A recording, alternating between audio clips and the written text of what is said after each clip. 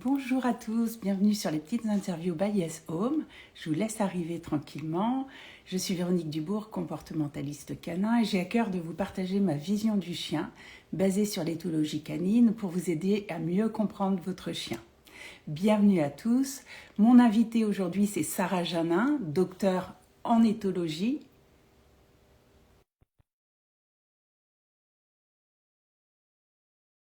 Éthologie canine et aussi idées reçues, pourquoi elles perdurent, comment faire, comment s'y retrouver. Alors, hello Sarah, Et bonjour Véronique. bienvenue, merci beaucoup d'avoir accepté mon invitation. Avec grand plaisir. Et voilà, je recadre un peu. Je te laisse te présenter pour les personnes qui arrivent. Bonjour à tous, merci de nous rejoindre. Et je te donne la parole directement. Entendu. Eh bien, bonjour à tous et merci Véronique de m'accueillir dans ce live. Alors, de formation, moi je suis psychologue clinicienne pour les humains donc, et j'ai fait ensuite un doctorat en éthologie. Donc, je vous présenterai ce qu'est l'éthologie juste après. Actuellement, je co-dirige le centre de formation Animal University et je suis chercheuse associée au laboratoire d'éthologie de l'université Paris-Nanterre où j'enseigne et où j'encadre des étudiants en thèse. Et enfin, je mène des consultations de comportement en binôme avec un vétérinaire comportemental.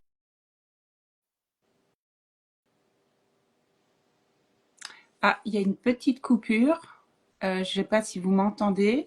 On va attendre que le réseau refonctionne. Dites-moi juste si vous m'entendez et le temps que Sarah nous rejoigne. Vous pourrez bien sûr tout au long du live, oui, Sarah n'est plus là, je vois, mais on m'entend, donc elle va revenir. On va laisser le temps qu'elle revienne dans sa connexion. J'en profite pour vous dire que si vous avez des questions, n'hésitez pas. Le live est interactif. Et puis, voilà, on sera en sorte, on essaye de ne pas dépasser 1 heure pour... alors, Sarah nous fait un petit commentaire. Donc, c'est juste que tu es en arrêt sur image. Donc, soit je suis là, mais alors, soit tu déconnectes et tu reviens. Euh, c'est le vétérinaire, je crois que c'est le docteur Bedoza, mais elle va nous en parler. Peut-être, Sarah, tu déconnectes et tu reviens. On essaye ça.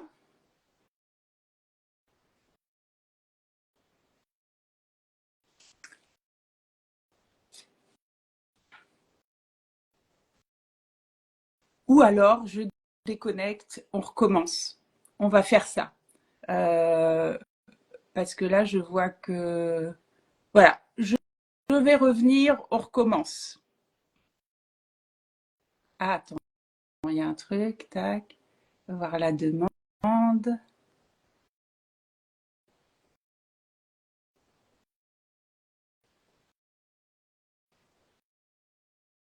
Et voilà. Ça fonctionne? J'allais dire on recommence et puis j'ai vu qu'il se passait quelque chose. Bah mince, Donc, alors t'en pourtant es... j'ai une bonne connexion en Bah oui, plus. bah oui. Bon, écoute, ça arrive, les aléas du direct, tout va bien. Donc, Ça a permis aux gens de rejoindre encore plus nombreux. Donc, je te laisse continuer bien ta sûr. petite présentation. Donc j'en étais à dire que je menais des consultations de comportement avec un vétérinaire comportementaliste qui s'appelle Thierry Bedossa à la clinique vétérinaire du Pont de Neuilly, donc en région parisienne. Voilà, et j'avais conclu. Ok, donc bienvenue à tout le monde, merci de nous rejoindre. On va commencer simplement par la définition. Qu'est-ce que l'éthologie canine et comment tu l'expliqueras à quelqu'un qu'on n'a jamais entendu parler au grand public peut-être? Oui, bien sûr. Donc l'éthologie, c'est une discipline scientifique qui est à la frontière entre la biologie et la psychologie et qui étudie le comportement animal, donc son origine, sa fonction, comment il se développe. Donc ça peut être un comportement simple, par exemple l'aboiement chez le chien, mais ça peut être aussi des concepts un peu plus complexes comme la transmission culturelle chez certaines espèces. C'est une science qui communique avec plusieurs autres disciplines comme la neurologie pour comprendre aussi comment fonctionne notre cerveau, comment se font les apprentissages, l'endocrinologie pour voir le rôle des hormones aussi sur les comportements, l'écologie, le rôle de l'environnement sur nos comportements là encore. Donc, il y a vraiment un regard croisé de différentes disciplines qui nourrissent du coup l'éthologie. Et on devient éthologue en faisant alors soit un master en éthologie et ou un doctorat en éthologie en venant de biologie ou de psychologie au départ. Donc c'est vraiment un parcours universitaire. Même s'il existe bien sûr des DU, c'est-à-dire des diplômes en éthologie, mais les DU ou les formations privées, comme on en propose à Animal University, ben, ça ne permet pas de devenir éthologue, ça permet de développer ses connaissances en éthologie. Voilà. Ok. Et justement, si on rentre direct sur le terrain, comment tu travailles en tant qu'éthologue? T'es associé à un vétérinaire, mais comment tu pratiques? Alors, c'est vrai qu'il y a différentes manières de pratiquer quand on est éthologue. Donc, je vais parler aussi de manière générale et après, à la limite, comment moi je travaille. Mais quand on est éthologue, on peut être ce qu'on appelle enseignant-chercheur, c'est-à-dire qu'on encadre des recherches en éthologie. Et dans ce cas-là, on va poser une problématique, une question à laquelle on souhaite répondre, mettre en place des hypothèses et puis essayer de concevoir un protocole expérimental pour répondre aux questions auxquelles on se pose et puis faire des observations sur un terrain qui peut être soit standardisé, c'est-à-dire dans un laboratoire, dans une salle expérimentale, où on fait venir des animaux qu'on va observer et puis faire des analyses à partir des comportements observés, soit dans la nature, dans leur environnement entre guillemets naturel, où là c'est nous qui allons sur le terrain pour observer les animaux sans que notre présence ne biaise aussi ce qu'on cherche à évaluer. Et puis on fait des analyses statistiques pour essayer de voilà, comprendre, répondre en tout cas à la problématique de départ. Et puis on publie ces conclusions dans des articles scientifiques qui sont publiés par certaines revues spécialisées. Et puis, il y a aussi des éthologues qui travaillent de manière plutôt appliquée, c'est-à-dire que ils vont travailler, par exemple, dans des réserves, dans des refuges, pour améliorer la qualité de vie des animaux qui y sont hébergés.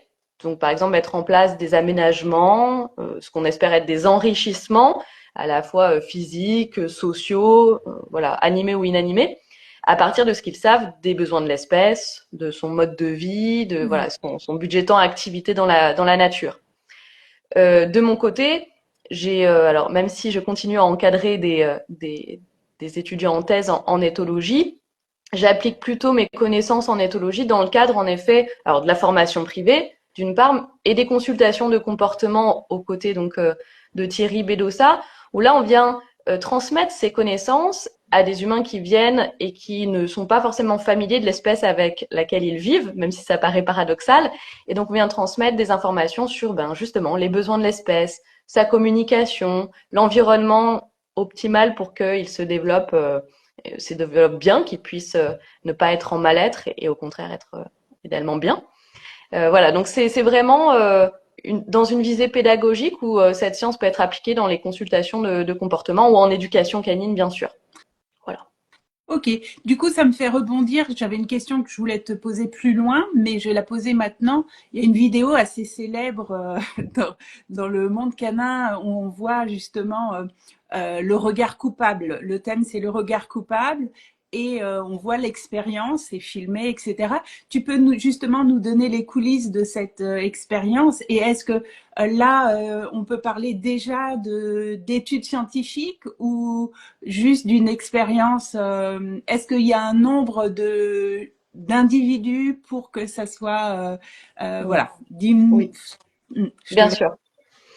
En fait, cette expérience qu'on avait fait donc dans le cadre d'une émission télé, c'est une expérience qui reproduisait une étude scientifique qui avait été menée par Alexandra Horowitz en 2009, si je ne me trompe pas, et qui visait à explorer si justement les expressions faciales que présentaient les chiens dans des situations que nous considérons comme étant bah, une bêtise que l'animal aurait fait, en l'occurrence le chien, est-ce que c'est vraiment l'expression de sa culpabilité vis-à-vis de ce comportement qu'il a eu et qu'on considère comme étant une bêtise, ou est-ce que ça pourrait être autre chose, par exemple une réponse à l'état émotionnel de l'humain qui est contrarié par cette bêtise.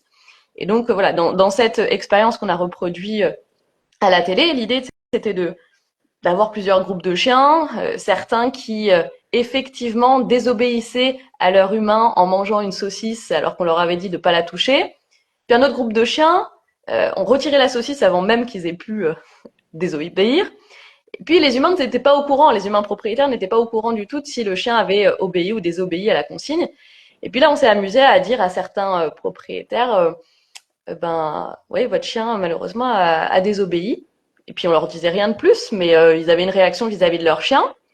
Et puis on disait ça donc à tous les humains, que leur chien ait désobéi ou pas. Et finalement, on se rendait compte que chaque fois que le chien se faisait entre guillemets réprimander, même si on n'avait pas demandé au propriétaire de le faire, hein, et ben il présentait ce fameux regard coupable qui en fait était une réponse à l'état émotionnel de l'humain, qui les mettait mal à l'aise, peut-être qui les inquiétait, et, euh, et en aucun cas lié au fait d'avoir désobéi, puisque dans certains groupes n'avaient pas du tout désobéi à la consigne. Donc c'était une expérience extrêmement intéressante pour battre en brèche un peu certaines idées reçues, certaines projections des humains sur les intentions que peuvent avoir les chiens ou les chats dans des contextes assez communs. Exactement. Je la trouve très pertinente. Vous pouvez la retrouver facilement sur les réseaux. Mais on va y venir justement à toutes ces idées reçues. Pour terminer sur l'éthologie canine, et si vous avez des questions n'hésitez pas en commentaire. Comment justement les personnes, que ce soit personne lambda ou un éducateur canin, peuvent accéder à ces études en sachant que les études peuvent aussi être biaisées. Un collègue m'en parlait en DM, qu'il y a eu des études qui disaient que le collier électrique, finalement, ça marchait, etc. Alors, j'ai pas creusé, mais voilà, comment s'y retrouver?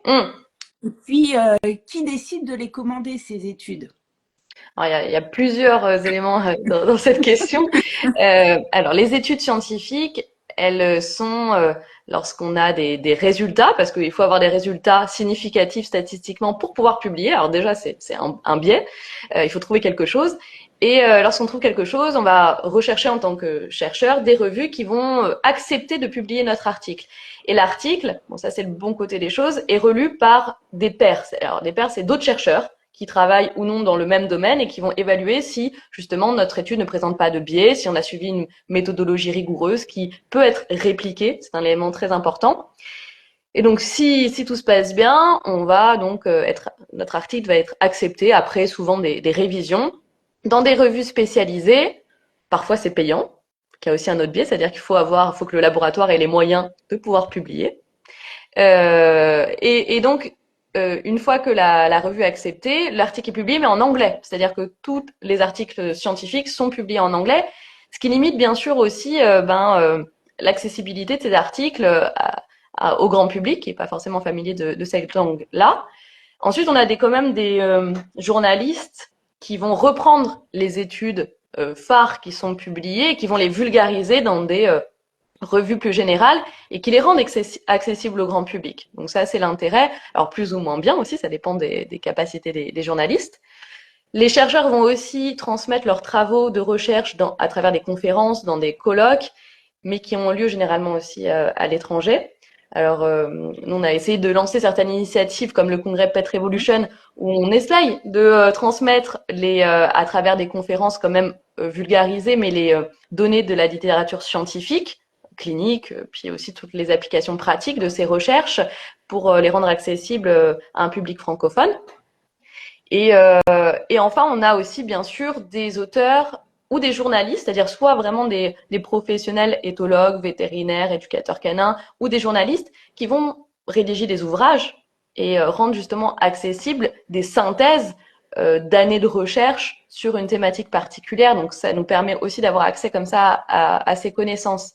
Mais c'est vrai que c'est pas évident hein, de trouver à la fois les résultats de ces recherches, de pouvoir les lire et puis de savoir après comment les mettre en pratique. Voilà, c'est vrai que c'est pas évident. Hein. Non, c'est pas évident, c'est pas encore très accessible. Et peut-être c'est une des réponses de pourquoi les idées reçues perdurent. Justement, selon toi, comment elles naissent ces idées reçues et comment elles s'ancrent, que ça soit chez nos voisins, chez certains éducateurs encore, etc., etc.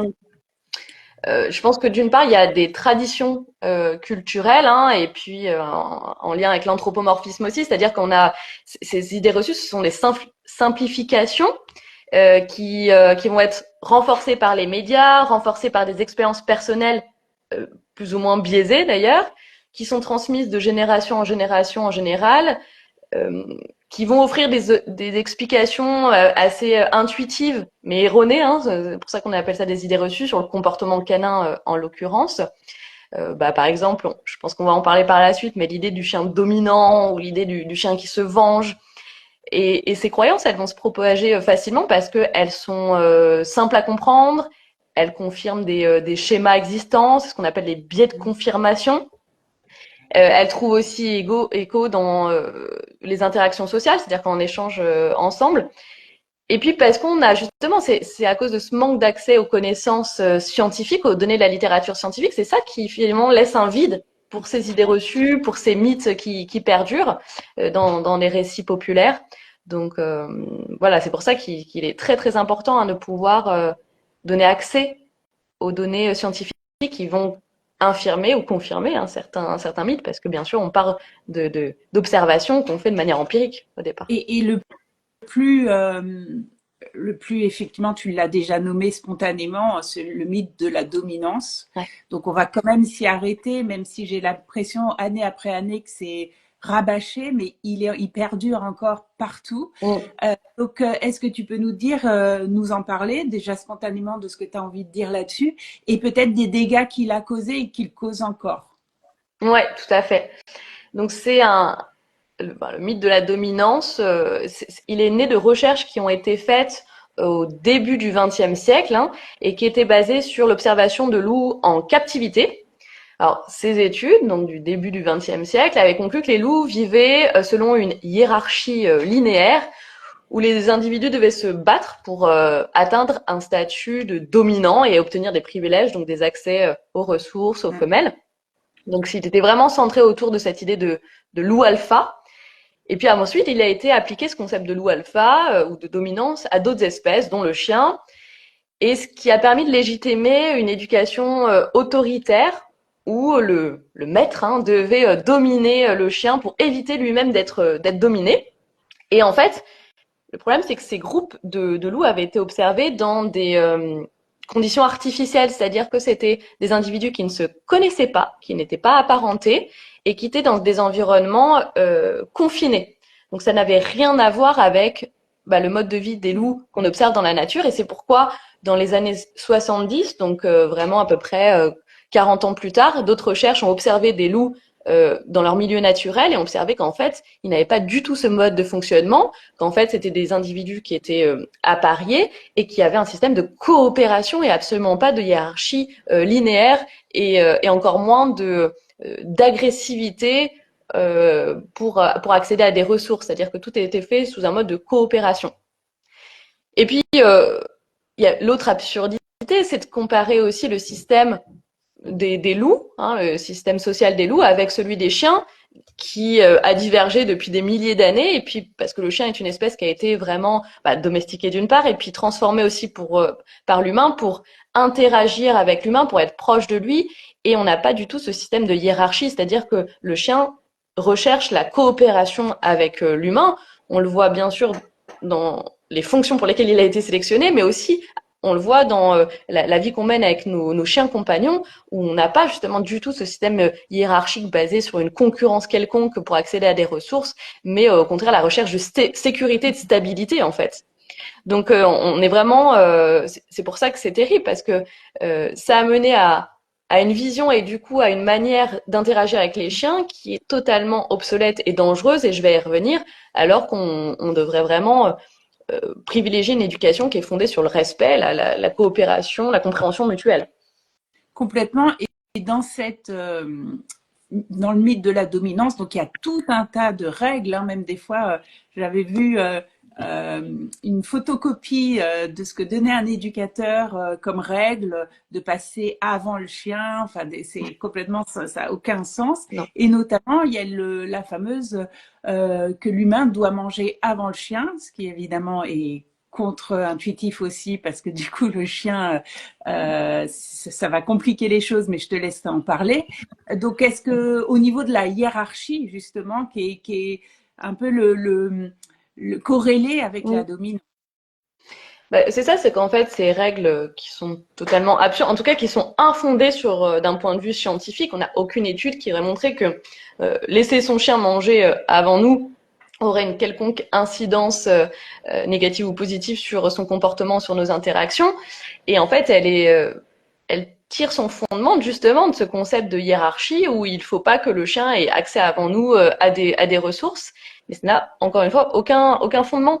Donc euh, voilà, c'est simplement ça. C'est-à-dire que les personnes, c'est vrai qu'on reçoit beaucoup d'humains qui viennent nous dire, ben voilà, j'ai entendu que il fallait pas que je le laisse monter sur le canapé ou manger avant moi ou même passer des portes avant moi. Est-ce que c'est juste? Moi, je leur dis simplement, mais il y a aucune étude derrière ça. C'est vraiment des croyances qui sont obsolètes, basées sur un concept qui a été réfuté depuis de nombreuses années maintenant.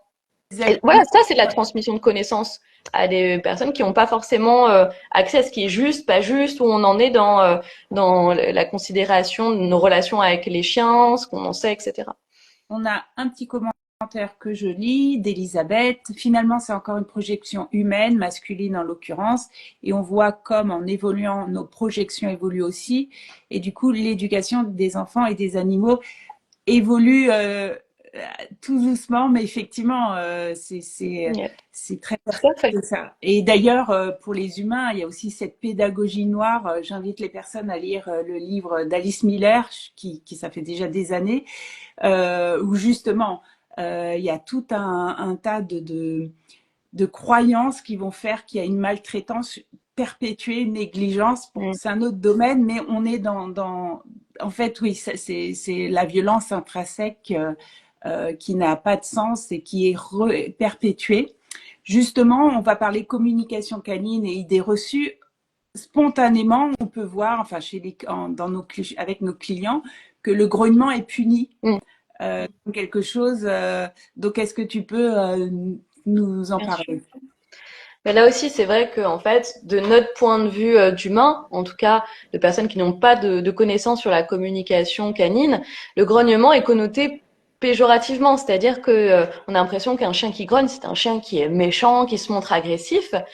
En réalité, c'est un moyen de communication pour le chien. Il n'a pas accès à notre langage verbal. Il ne peut pas verbaliser, par exemple, qu'il n'a pas envie de cette interaction, qu'il n'a pas envie qu'on s'approche, quelles que soient les raisons. Est-ce que il peut être anxieux, ça peut l'inquiéter, ou il a peut-être envie qu'on le laisse tranquille, tout simplement, peu importe l'émotion qui est derrière, mais c'est un moyen pour lui de prévenir et de dire non, arrête là, j'ai pas envie. Exactement comme nous on le formulerait de cette manière-là. Et donc, si on l'empêche de verbaliser, donc de communiquer, bah, qu'est-ce qu'il a d'autre comme moyen? Il a son langage verbal, donc il peut montrer les crocs, et puis éventuellement faire un lancer de gueule ou mordre, puisque finalement, quand il l'a vocalisé et qu'il a essayé de prévenir, on ne l'a pas pris en compte, voire on l'a réprimandé. Donc ça conduit à des situations qui sont dramatiques, où finalement le chien apprend que systématiquement, quand je préviens, on me réprimande, donc c'est inutile, c'est même contre-productif, donc j'arrête de grogner. Et donc les prochaines étapes, c'est je vais mordre. En plus, c'est beaucoup plus efficace, en effet, la personne ne revient pas. Mais c'est dans ces situations où le chien va peut-être au mieux avoir une évaluation comportementale par un professionnel qui est compétent et qui va dire mais non, votre chien n'est en effet pas dangereux, il faut savoir écouter ses signaux. Ou alors, c'est un chien qui va être abandonné. On va pas prendre la peine de faire une consultation de comportement, voire qui risque l'euthanasie, hein, puisque un chien qui mord une personne, en plus un enfant par exemple, ça peut être en effet amené à des conséquences Oui, très graves. oui, oui, ça peut aller très vite. Ce qui est fou, c'est que ceux qui ont accès à ces connaissances tentent bien que mal de les diffuser, mais on se heurte à un vrai plafond de verre. Mon chien Ethos, le problème persistera tant que des éducateurs 2.0 continueront de promouvoir ces mythes et absurdités. Je pense au guignol à la canette. Et que voilà, et bien sûr, il y a le marketing derrière, d'où l'importance aussi voilà, de faire un petit travail de colibri et de communiquer encore et encore. Donc, est-ce que l'éducation canine basée sur la punition a un sens d'un point de vue éthologique? Alors non, et elle présente surtout plusieurs limites. On a eu pas mal de ce qu'on appelle des méta-analyses, ça veut dire un auteur qui va prendre toutes les recherches qui ont été menées sur un sujet, qui va faire une synthèse de ces recherches en 2017, puis il y en a une autre en 2019, qui visait justement à comparer les travaux qui ont été réalisés pour évaluer les effets des méthodes coercitives d'éducation canine et les méthodes positives d'éducation canine basées sur le renforcement positif. Et en fait, cette synthèse a montré que les méthodes coercitives entraînaient des effets négatifs sur, alors déjà le bien-être des individus canins et le comportement des chiens. Alors c'est assez logique parce qu'en fait les sanctions n'enseignent pas le comportement attendu. C'est ça qui est absurde. Et donc on augmente au contraire, en appliquant des sanctions physiques, verbales, les risques d'agression et de stress de la part des individus qui sont soumis à ces méthodes-là. Par exemple, le fait de crier sur son chien, d'utiliser les canettes, comme c'était cité, ou des contraintes physiques, vont conduire à davantage d'agressions. Donc ça a été montré dans ces études sur l'éducateur ou sur l'humain qui essaye d'appliquer les conseils donnés par le professionnel ou s'il s'est auto-formé. Et puis, il y a une dégradation de la relation avec l'humain parce que, bien sûr, on brise la confiance que l'animal a avec son référent. Et d'un autre côté, ces recherches ont aussi montré que les méthodes basées sur le renforcement positif favorisent des apprentissages qui sont durables et qui sont alors, efficaces et durables. Et on n'a pas des apprentissages qui sont associés à du stress et on n'a pas cette perte de lien entre le référent et l'animal qui participe justement à son bon apprentissage, à sa coopération, à sa volonté en tout cas d'apprendre. Et là, justement, d'ailleurs, le parallèle avec l'éducation des enfants est intéressant aussi, parce qu'on a eu des méthodes justement autoritaires et violentes qui ont été utilisées au départ et qui sont revues, bien sûr, maintenant. Voilà, donc d'un point de vue éthologique, c'est vraiment l'éducation positive qui renforce les comportements donc souhaités, qui a encouragé et qui a fait ses preuves. Et les méthodes coercitives, heureusement pour nous, heureusement pour les éducateurs, heureusement pour tous les professionnels que nous sommes, ont enfin été même pas décrédibilisées, c'est-à-dire qu'on a montré à quel point elles fonctionnaient moins bien et elles avaient des effets délétères collatéraux sur la relation et sur qu'elles augmentaient les comportements agressifs des chiens. Donc là, on a des arguments maintenant scientifiques pour contrecarrer les professionnels qui continuent à utiliser ces méthodes parce qu'ils ne se forment pas, parce qu'ils ne mettent pas à jour leurs connaissances. Et moi, je dis bravo surtout à toutes les personnes qui ont modifié leur manière de travailler aussi, parce qu'il y a des éducateurs qui ont appris ces méthodes-là au départ parce qu'il n'existait que ça. C'était des méthodes qui étaient inspirées d'ailleurs de l'entraînement des animaux sauvages.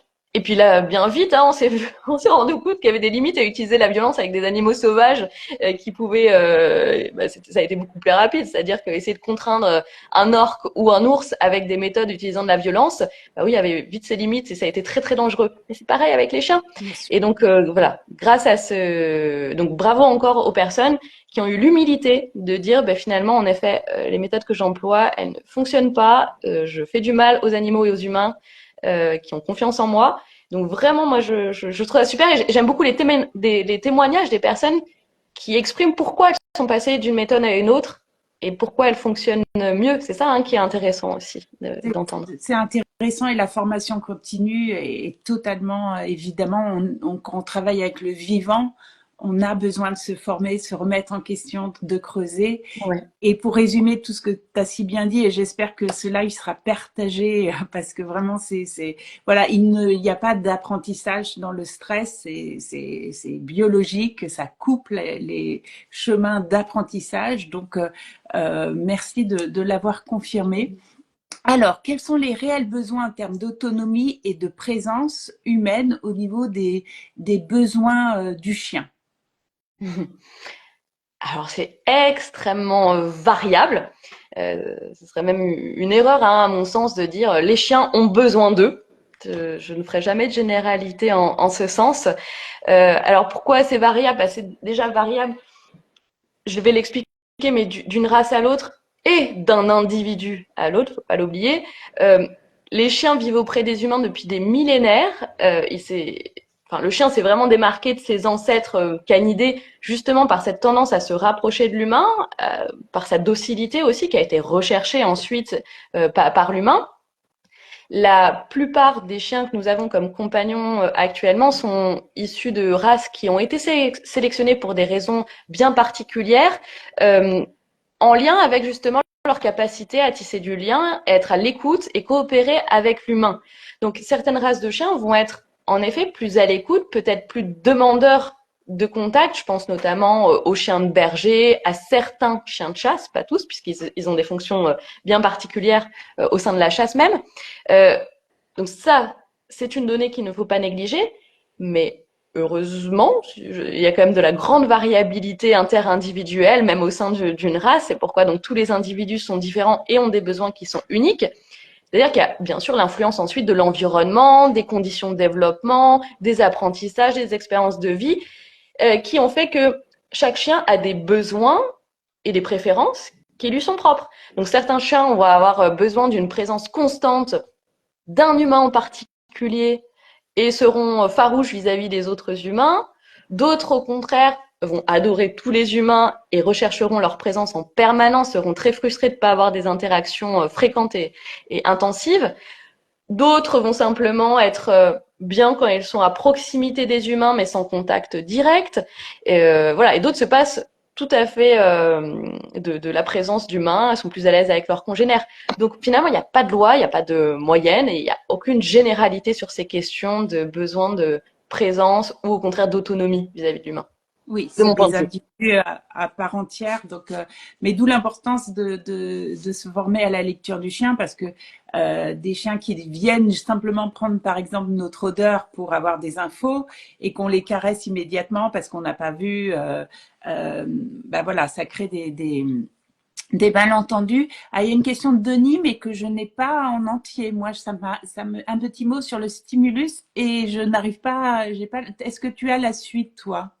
Euh, alors, Denis, ou Denis, est-ce que tu peux réécrire parce que j'ai pas le message en entier. Il y a un truc dessus. Bon, sinon, ah oui, un petit euh, mot sur le stimulus disruptif qu'il m'arrive d'employer dans des cas rares. Alors, je ne sais pas ce que c'est du tout un stimulus disruptif. Alors, pardonnez-moi parce que je ne suis pas du tout formée à l'éducation canine, donc j'ai certainement beaucoup de lacunes dans ce domaine-là. Donc, n'hésitez pas à m'expliquer ce qu'est un stimulus eh ben, disruptif. je te rejoins parce que je ne sais pas ce que c'est non plus. Je ne sais pas ce que c'est non plus disruptif. Donc, En tout cas, dans quel ouais. cadre ouais, j'ai Ah, du mal à comprendre le sens, en tout cas, de comment il peut être utilisé en éducation canine. Et je ne serais pas en mesure, d'ailleurs, hein, d'appliquer des concepts précis en éducation canine, pardonnez-moi là-dessus. on va parler des signaux de communication des chiens. Quels sont ceux que les humains ont le plus tendance à mal interpréter, justement? Alors, il y aurait... Alors, on a cité le grognement, donc je vais pas le Le redire. regard coupable, on l'a Le regard cité. coupable, bien sûr. Et puis, alors, je dirais quand même ce qui revient souvent. Alors, peut-être pas pour ceux qui nous écoutent, puisque vous avez déjà de très bonnes connaissances sur la communication canine, mais les mouvements de la queue, c'est-à-dire l'idée reçue qu'un chien qui bat de la queue est forcément content. En réalité, il y a tellement de paramètres à prendre en compte dans les mouvements de la queue, c'est-à-dire que déjà, selon les races, on a un port de queue qui va différer, c'est-à-dire un port de queue naturel qui va être plus ou moins haut ou bas. Euh, la manière dont la queue est positionnée et ses mouvements vont dépendre de l'état d'éveil avant tout de l'animal, c'est-à-dire l'état d'éveil, c'est l'activation du corps, c'est-à-dire que quand l'animal est prêt ou non à réaliser une action. Pourquoi? Parce que l'état d'éveil, il va avoir une influence sur le tonus musculaire et qui lui-même influence du coup la position de la queue et ses mouvements. Ensuite, les mouvements, le rythme, l'amplitude vont vraiment dépendre de l'état émotionnel en effet, et cet état émotionnel, il va dépendre du contexte et des autres indicateurs corporels du chien. C'est-à-dire qu'un signal isolé, comme les mouvements de la queue, ça ne veut rien dire. On ne peut absolument pas déduire quoi que ce soit en regardant simplement les mouvements de la queue. Il faut regarder le port des oreilles, justement la posture de l'animal, ses contractions musculaires éventuellement, l'ouverture de gueule, ses vocalisations et le contexte dans lequel on se trouve. Voilà. Oui, Euh, ouais. oui, pardon, je t'en Non, prie. non, j'allais dire, je te rejoins. et c'est d'ailleurs très contre-intuitif pour nous humains, mais d'observer, d'observer, d'observer encore et encore avant Tout à de fait. mettre une interprétation, une description. Ouais, oui, oui. Oui, Et tu voulais complètement. dire, oui. Bah, en fait, c'est vraiment ça aussi, je pense, ce à quoi sert l'éthologie, c'est apprendre à observer. Parce que c'est Mm. pas quelque chose qui est naturel, apprendre à observer, prendre le temps d'observer. Et plus on s'entraîne à le faire, plus on voit de choses. Et au départ, peut-être qu'il faut se concentrer sur les oreilles, sur la queue en effet, etc. Et ensuite, on peut regarder l'ensemble, une fois qu'on est familiarisé à observer telle et telle manifestation corporelle ou vocalisation.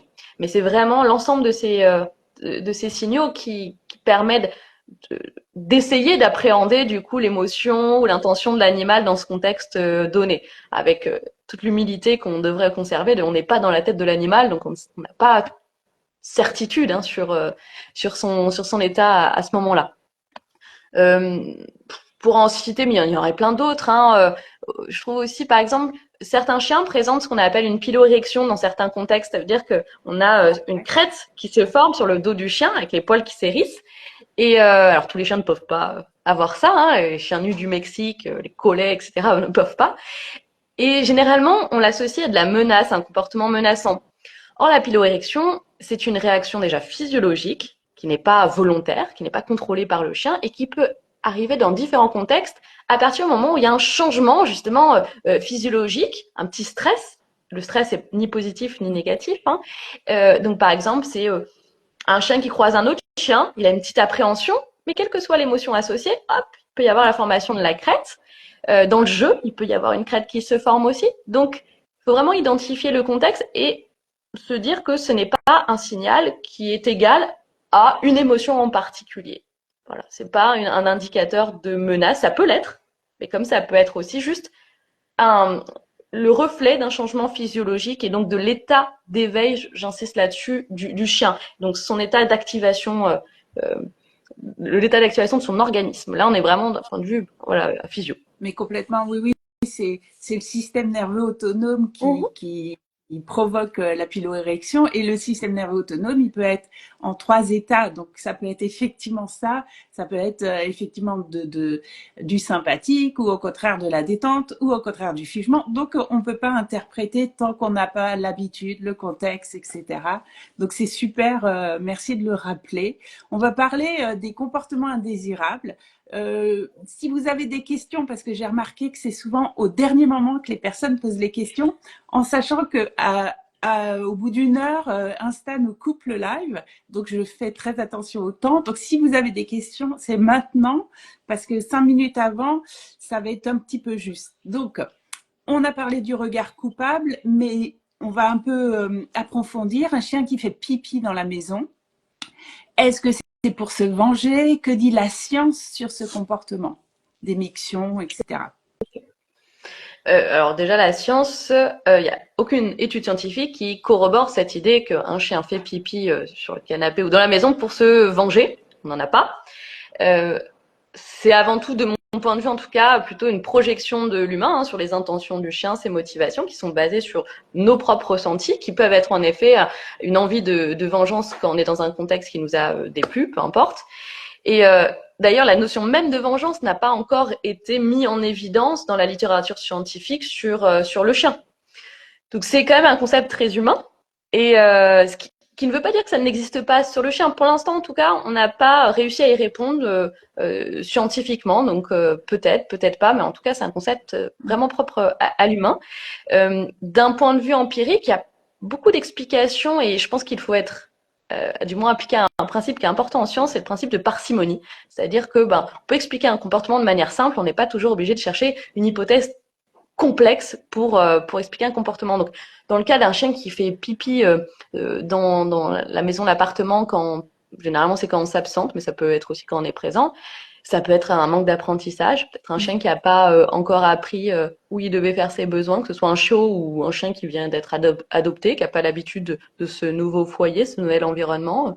Ça peut être par anxiété, ça peut être un chien qui ne qui est anxieux quand on le laisse seul. Et la raison, c'est anxiogène hein, quand même d'être dans un environnement confiné. On ne sait pas quand les propriétaires vont revenir, enfin nos humains, pour nous nourrir, pour s'occuper de nous. je les comprends.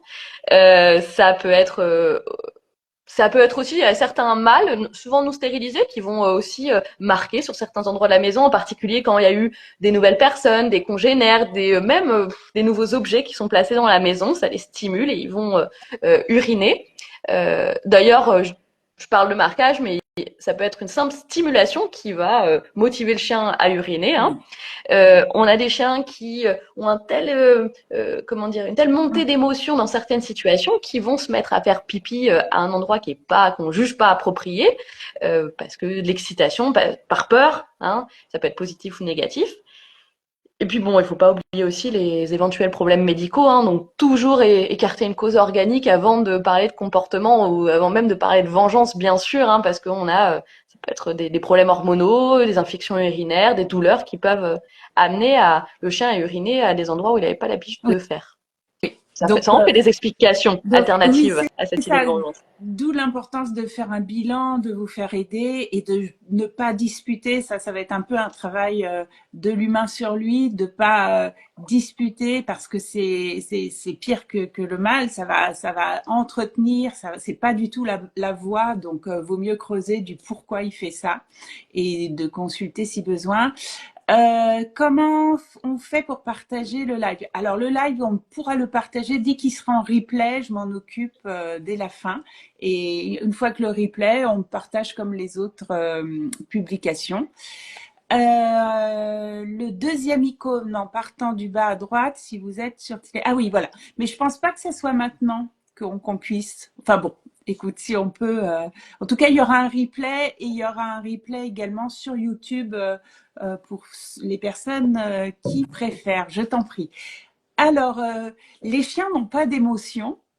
Ils réagissent uniquement par instinct. Encore une belle idée reçue. Enfin, je vais pas... Comment l'éthologie répond à cette idée reçue? Alors, il y a plusieurs. Alors, comme je le disais au départ, en fait, l'éthologie repose sur plusieurs disciplines. Donc, alors, d'une part, on sait grâce à la neurologie que les chiens, comme les autres mammifères, comme nous humains, possèdent ce qu'on appelle un système limbique. C'est un ensemble de structures qui ont un rôle dans les émotions. De base, ils ont des organes qui leur permettent de ressentir des émotions.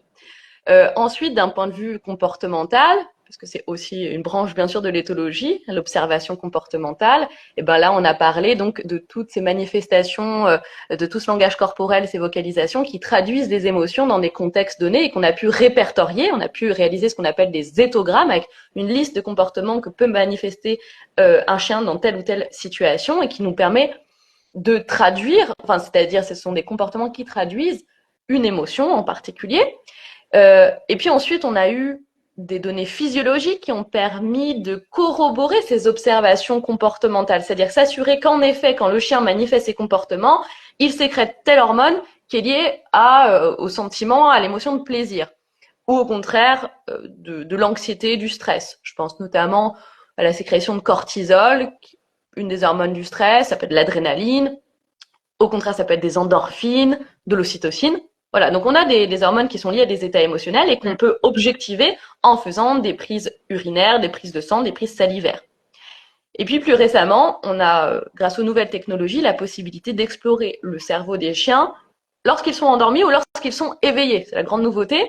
Et donc, notamment les images par donc, IRM, par résonance magnétique, où on peut explorer comment s'activent les différentes zones du cerveau du chien, à quelle intensité, en leur présentant, par exemple, des images connotées avec une émotion, une valence positive ou négative, ou des sons. Puis on regarde comment le cerveau du chien y réagit. Et là, on a des données objectives pour dire, ben oui, le chien y est sensible. Puis on a aussi des recherches qui ont mené qui ont mis en évidence qu'il existait une synchronie, alors pas seulement comportementale, mais aussi émotionnelle entre les humains et les chiens, ce qu'on appelle une contagion émotionnelle, et que l'état émotionnel d'un humain pouvait avoir un impact sur l'état émotionnel du chien, et vice-versa d'ailleurs, et influencer même ses capacités cognitives, ses capacités à apprendre, à traiter l'information. Donc ça a été mis en évidence d'un point de vue expérimental. Donc là, je dirais, je réfléchis un petit peu à depuis combien de temps ça s'est développé. Ça fait 30 ans en tout cas qu'il y a un grand nombre de recherches qui se sont focalisées sur les émotions et les capacités cognitives des chiens. Donc c'est vrai que maintenant on a un recul suffisant pour ne plus douter de leur capacité à ressentir des émotions, même si vous allez tous me dire mais c'était évident, il fallait attendre la science pour le savoir. Bah pour avoir des données objectives, pour pas tomber sur des hypothèses personnelles, des spéculations, des témoignages. Ben oui, la science est importante. Voilà. Sinon, on va tous avoir des anecdotes à raconter, mais qui sont parfois très personnelles et liées à un individu et qu'on ne peut pas Et généraliser. ça va mieux en le disant. Ça va mieux en le disant. Alors, pour ceux qui voient chez le chien un animal territorial, peux-tu expliquer brièvement en quoi ce n'est pas le cas? J'ai toujours du mal à expliquer cela aux propriétaires avec qui j'échange. Alors j'ai pas lu le début, mais pour ceux qui voient chez le chien un animal terrible. Bah, alors, tout simplement parce que donc chez les chiens compagnons, ce concept de territoire, il est aussi obsolète. C'est pas des chiens nos chiens compagnons, ils sont nourris, logés, ils n'ont pas besoin de rechercher leur nourriture, ils n'ont pas besoin de protéger justement, de se sentir en sécurité en protégeant un environnement où il y aurait par exemple leur femelle ou leur progéniture. Donc on parle pas de territoire dans le sens où c'est plus du tout le même fonctionnement que des chiens par exemple qui vivent errants ou la comparaison qu'on a pu avoir avec les loups, qui est même pas juste d'ailleurs. Euh, les chiens compagnons, ils peuvent protéger, en effet, certaines ressources, et il y a des chiens qui ont tendance à le faire de manière plus ou moins virulente. Ça peut être lié à un manque d'apprentissage, au tempérament de l'animal, à ses conditions de développement. Il y a plein de choses qui peuvent entrer en ligne de compte et qui vont protéger les personnes dans leur foyer, leur nourriture, des objets, etc. Mais pas un territoire en tant que tel, encore une fois, parce que, je vous dis, ils ne contrôlent rien de leur environnement. Donc, c'est nous qui décidons tout pour eux. Donc, leur mode de vie est très différent des animaux qui sont en liberté et qui doivent délimiter, en effet, un endroit où ils vont se reposer, où ils vont nourrir leurs petits, rechercher leurs femelles. Voilà, donc en fait, c'est toujours des concepts qui sont issus de ce qu'on a observé dans la nature et qu'un environnement radicalement différent de celui dans lequel vivent nos animaux C'est compagnons. ça. C'est ça. Et puis, effectivement, la protection de ressources. Et un chien qui fait de la protection de ressources, tu l'emmènes avec ton camping-car ailleurs, il en fera encore. Donc, c'est Mm. pas une histoire de territoire. Alors, pour conclure, et je suis contente, on a vraiment pu aborder des thèmes importants pour le chien. Si tu avais un message, quelque chose à nous transmettre, ce serait lequel? Ok. Alors, on n'en a pas parlé du tout, donc c'est pas en lien avec nos échanges, mais ça me semble important.